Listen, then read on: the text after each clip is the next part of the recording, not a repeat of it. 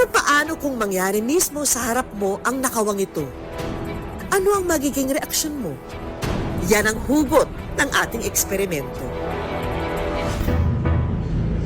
Sa pila ng tricycle na ito, magaganap ang una nating eksena. Ang kunwari sa larin, ang kasabot nating si Lindsay. Nadudukutan kunwari ang kasabot nating si Donato na nakatulog naman sa upuan. Ang target ng ating eksperimento, ang mga tricycle driver na ito. Irolyo na natin ang good news camera. Pamasid-masid na rin ang mga driver sa pila. Ano yan, te? Hanggang sa nakuha na ng ating kasabwat ang pitaka. Paano? Ate! Sa tagpong ito, mukhang natulala na lang ang ating mga kapuso. Sa pangalawang rolyo ng kamera, napadpad kami sa isang kainan. Ang eksena rito, kunwari makukuhaan ng cellphone ng ating kasabwat. Makikialam kaya ang mga customer na kumakain dito? Lights, camera, action! Makikitang nakaupo muna ang kunwari biktima, habang ang kunwaring kawatan nagmamasid-masid na. Hanggang sa tumayo na si Donato para kumuha ng tubig.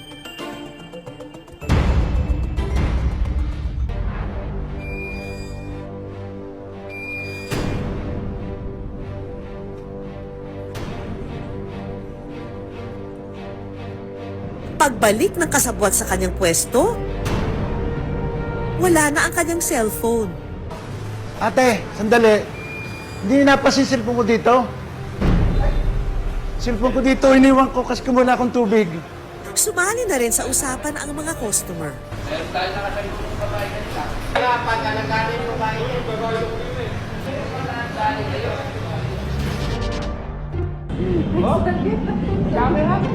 Oras na para i-reveal ang camera. Siyempre po, para makita niya po yung cellphone niya, ma-recover niya, matanong niya kay ate kung si ate yung kumuha, di ba? Alam po kasi yung nandun sa na nakaupo. Mahirap bumili ng cellphone ngayon, mahal din po eh.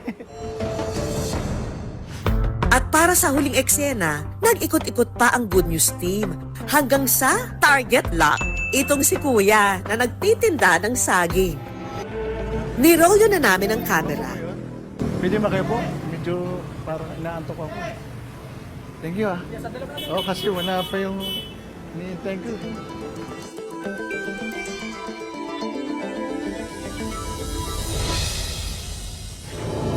Lumapit ang ating kasabwat sa target.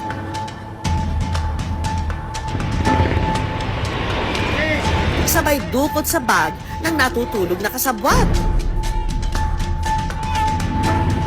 Kuya, paano nga? Anong pwede niya? Kuya, Ah? yung ano? Sino ba? Nakapa po? Ano yan? Hindi ko kilala yun. Hoy, Mumbai mga pre! Maaksyon ang mga tagpo. Okay na.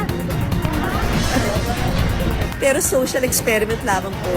Pasensya na po. Medyo social experiment po kami from Good News po. Para may balik po sa kay kuya yung pera niya, ma'am. Kasi pinaghirapan din niya yung sa hirap po ng buhay ngayon. Tapos si tatay, mawalan pa ng pera kahit magkano. Kahit malit man ang malaki, parang mas malaking bagay na rin po, di ba? Salamat po sa inyong malasakit.